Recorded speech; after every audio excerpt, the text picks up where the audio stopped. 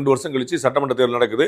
அப்போ நம்ம மக்கள்கிட்ட கேட்குறோம், லாஸ்ட் எலெக்ஷன் நீங்கள் யாருக்கு ஓட்டு போட்டீங்கன்னு. அது மூலமாக நமக்கு என்ன தெரியுதுன்னா, அந்த ஓட்டு ஸ்விங் எப்படி இருக்குது, கடந்த முறை யாருக்கு வாக்களிச்சினாங்க, இந்த முறை யாருக்கு வாக்களிக்கிறாங்க, அந்த ஸ்விங் இங்கேருந்து அங்கே போயிருக்கா, அங்கேருந்து இங்கே இருக்கா.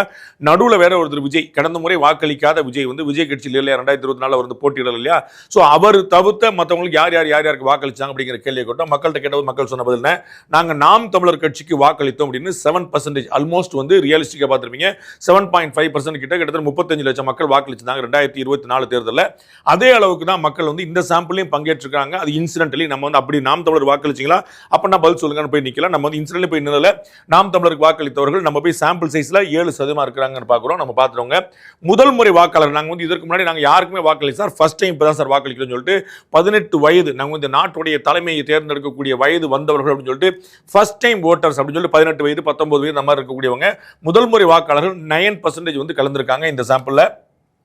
அது மாதிரி நாங்கள் கடந்த தேர்தலில் பாஜகவுக்கு வாக்களித்தோம், பாஜக கூட்டணிக்கு வாக்களித்தோம் அப்படின்னு 11% பேர், பாஜக கூட்டணிக்கு 18% பேர் வாக்களிச்சிருந்தாங்க. அதில் 11% பேர் இதில் கலந்துருக்கான்னு பார்க்குறோம். அதே மாதிரி பார்த்தீங்கன்னா அதிமுகவுக்கு வாக்களித்தோம் அப்படின்னு 31% வந்து சொல்லியிருக்காங்க.